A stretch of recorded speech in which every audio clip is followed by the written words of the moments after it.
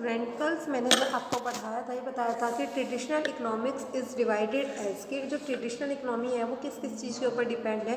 Consumption के ऊपर, production के ऊपर, एक्सचेंज के ऊपर, डिस्ट्रीब्यूशन के ऊपर, पब्लिक फाइनेंस के ऊपर और इकोनॉमिक प्लानिंग। एक बार मैं फिर इसको आपको डिफाइन करती हूँ कि कंजम्पशन क्या होता है। Consumption refers to the satisfaction of human wants by using goods and services.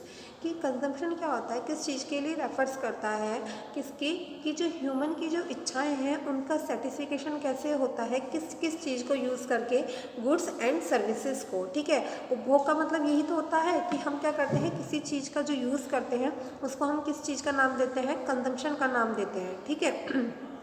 और आप लोगों को बताया भी था मैंने कंजम्पशन के बारे में सारी चीज़ें कि कंजम्पशन क्या होता है, कंजम्पशन का कितना इंपॉर्टेंट रोल है इकोनॉमी में। इसके बाद जो हमारा सेकंड आता है, सेकंड है हमारा प्रोडक्शन।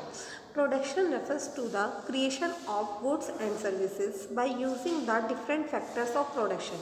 जो प्रोडक्शन होता है वो रेफर्स किसको करता है, क्रिएशन ऑफ गुड्स की, जो हमारा गुड्स है उसको क्रिएशन कैसे होता है, और services by using the different factors of production.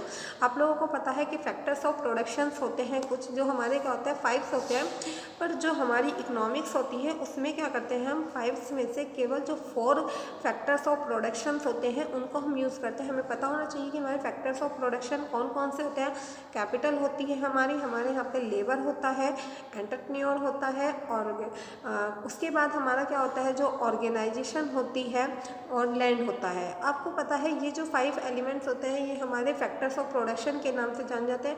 और इन फैक्टर्स ऑफ प्रोडक्शन को इनके बदले में कुछ रिटर्न भी मिलता है। जैसे कि अगर आपको बात करें हम लैंड की, तो लैंड के बदले में हमें क्या मिलता है, रेंट मिलता है। क्योंकि जब आप क्या करते हैं, पहले जो भूमिपति होते थे, ठीक है, जिसे हम लैंडलॉर्ड के नाम से भी जानते हैं, वो क्या करते थे, अपनी लैंड को क्या होता था रेंट पे दे देते थे। क्यों?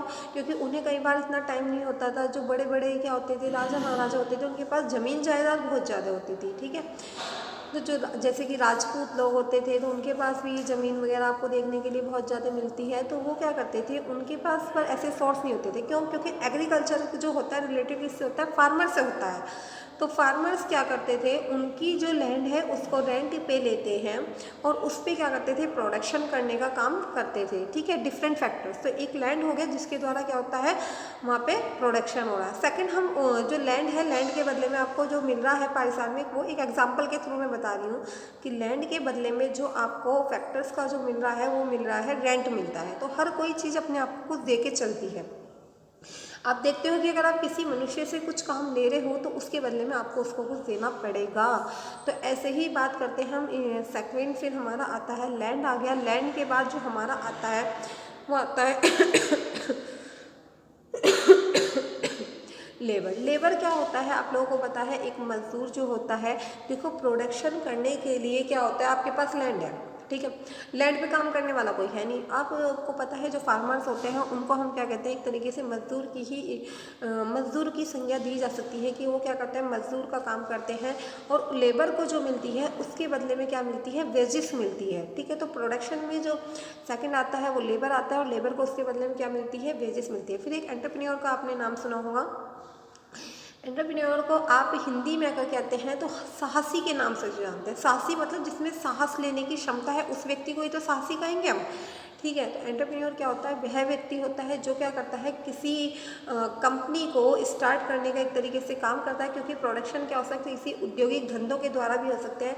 तो उसने एक क्या करा, अपना पूरी की पूरी इंडस्ट्री लगा ली। अब उस इंडस्ट्री में क्या होगा, प्रोडक्शन होगा, वो प्रोडक्शन सेल होगा या नहीं होगा, ये सारी चीज़ों का रिस्क लेने का काम क्या हो गया, उसका हो गया। तो प्रोडक्शन के लिए भी क्या होता है, एंटरप्रेन्योर बहुत जरूरी होता है। उससे उसके बदले में जो मिलता है वो मिलता है प्रॉफिट। क्योंकि एक स्लोगन कह सकते हैं कि मैक्सिमम रिस्क से ही मैक्सिमम प्रॉफिट गेन होता है। जितना ज़्यादा रिस्क लेते हैं, जो आप लोग देखते हो कि जो डेवलपिंग कंट्री है वो जो डेवलप्ड कंट्री है वो डेवलप्ड क्यों हो, क्योंकि उनके यहाँ पे क्या होता है, रिस्क लेने की जो कैपेसिटी होती है वो डेवलपिंग कंट्री के जो पीपल होते हैं उनसे ज़्यादा होती है। उनमें कुछ करने की एक तरीके से कहते हैं कि नहीं, पहले करके देखते हैं क्या होगा, ज़्यादा से ज़्यादा लॉस होगा। लॉस होगा तो हम उस लॉस को देखेंगे कि वो कौन से रीजंस हैं जिसके कारण लॉस है, उनको एनालाइज करेंगे। एनालाइज करने के बाद उनके बारे में हम कुछ सॉल्यूशन देखते हैं कि कौन कौन से सॉल्यूशन निकलते हैं। उन सॉल्यूशन के द्वारा हम उस प्रॉब्लम्स को क्या करेंगे, रिमूव करने की कोशिश करेंगे और फिर सोचेंगे कि प्रॉफिट गेन कैसे होगा। फिर उसके बाद आपका देखो लैंड हो गया है, लेबर हो गया है, कैपिटल की बात करते हैं। कैपिटल भी देखो, अगर आप कहीं पे अपनी कैपिटल लगाते हो तो एक वर्ड हम जब पार्टनरशिप पढ़ते हैं तो उसमें कॉमर्स वालों ने कभी पढ़ा भी होगा, अगर आप में से कोई होगा, कि जो हमारे यहाँ पे कैपिटल होती है, कैपिटल के बदले में हमें मिलता है इंटरेस्ट ऑन कैपिटल। यदि आपने कहीं पे पैसे लगाए हैं, ठीक है, तो आपको उसके बदले में क्या मिलेगा, इंटरेस्ट मिलता है। तो ये भी बहुत ज़्यादा ज़रूरी होता है हमारे लिए। तो प्रोडक्शन में जो होता है, कैपिटल ही तो लगा रखी है आपने एक तरीके से कहीं पे, ठीक है, उसके बदले में आपको एक इंटरेस्ट मिल रहा है। अगर आपने किसी इंडस्ट्री को स्टार्ट किया या आपकी ज़मीन है वो भी आपके लिए एक पूंजी होती है। और इसमें जो ऑर्गेनाइजेशन होता है वो ज़्यादातर यूज़ नहीं होता है। जो 5 में से 4 को हम ज़्यादातर इकोनॉमिक्स में लेके चलते हैं, वो कौन कौन से होते हैं, लैंड होता है, लेबर होती है, कैपिटल होता है और एंटरप्रेन्योर होता है। उसके बाद हम थर्ड बात करते हैं एक्सचेंज। देखो exchange refers to the transfer for goods and services for consumption.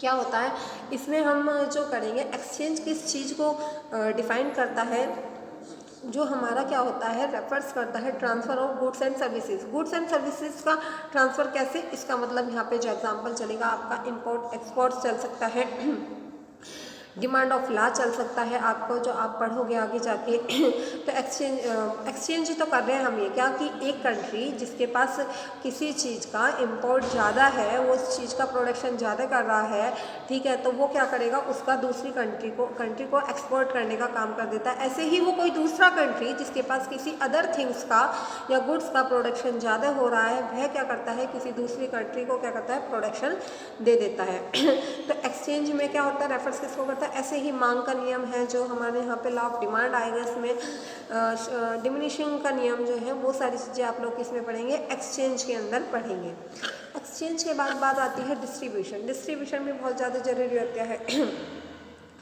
Distribution refers to dividing the factors of production. It is the study of distribution of national income among factors of in the form of rent, wages, interest and profit. Distribution क्या होता है, distribution एक तरीके से क्या होता है, वितरण होता है किसी चीज़ का। आप लोग देखते हैं कि गवर्नमेंट के द्वारा क्या होता है, बहुत सारे डिस्ट्रीब्यूटर्स जिसे हम कहते हैं डिस्ट्रीब्यूशन हाउस खोले जाते हैं।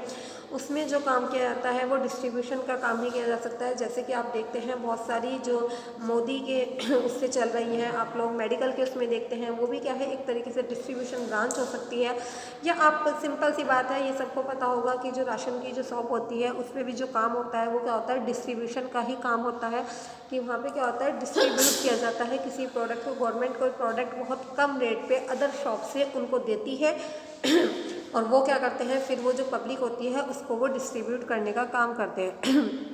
इन्होंने लिखा भी है, it is the study of distribution of national income. इसमें क्या करेंगे, स्टडी करेंगे किसकी, distribution of national income among factors in the form of, कौन कौन से फैक्टर्स हैं, वो रेंट है, वो वेजिस है, वो इंटरेस्ट है एंड प्रॉपर्टी। इकोनॉमी में जो आपको फैक्टर्स ऑफ प्रोडक्शन है उसको बहुत ज़्यादा याद रखना है। कई बार क्वेश्चंस भी आता है शॉर्ट में कि फैक्टर्स ऑफ प्रोडक्शन कौन कौन से होते हैं। देखो इसमें आप लोगों को मैंने अभी बताया था इससे पहली स्लाइड में कि हमारे यहाँ पे फैक्टर्स ऑफ प्रोडक्शन होते 5 है, पर इकोनॉमी में जो हम ज़्यादा यूज़ करते हैं वो क्या करते हैं, 4 को यूज़ करते हैं। उन चारों के बारे में बता रखा है, जैसे कि लैंड के लिए रेंट, लेबर के लिए वेजेस, कैपिटल के लिए इंटरेस्ट एंड एंटरप्रेन्योर के लिए प्रॉफिट। तो ये सारी चीज़ें क्या होती है, डिस्ट्रीब्यूशन करती हैं जो हमें मिलता है उसके लिए।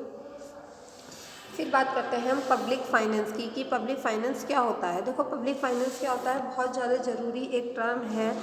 Public finance refers to the financial activities of the government and local bodies. इसमें क्या है कि पब्लिक फाइनेंस, इसको हम हिंदी में कहते हैं सार्वजनिक वित्त के नाम से हम जानते हैं इसको।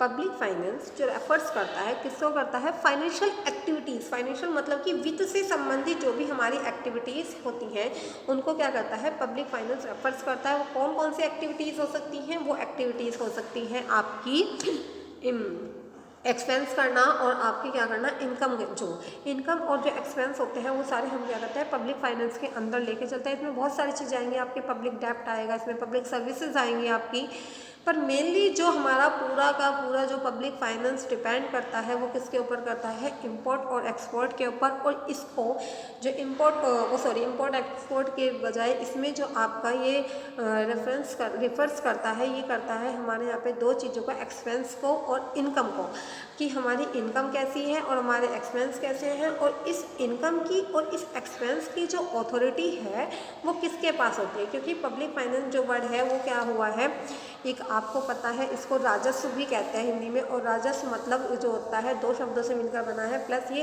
राजन प्लस स्वा, जिसमें राजा का शासन के मतलब होता है इसमें, कि राजा क्या होता था, शासन करता था और वो अपनी प्रजा से कुछ कर वसूल करता था। उसको इनकम कैसे करनी है, उसको एक्सपेंस कैसे करना है, उस इनकम को उसे कैसे कैसे यूज़ करना है, वो सारी चीज़ें हम क्या देखते हैं, उस राजा के द्वारा देखी जाती थी। आज उसकी जगह राजा की आपने गवर्नमेंट ने ले ली है, गवर्नमेंट देखेगी कि हमें कैसे कैसे इन सब चीज़ों का यूज़ करना है।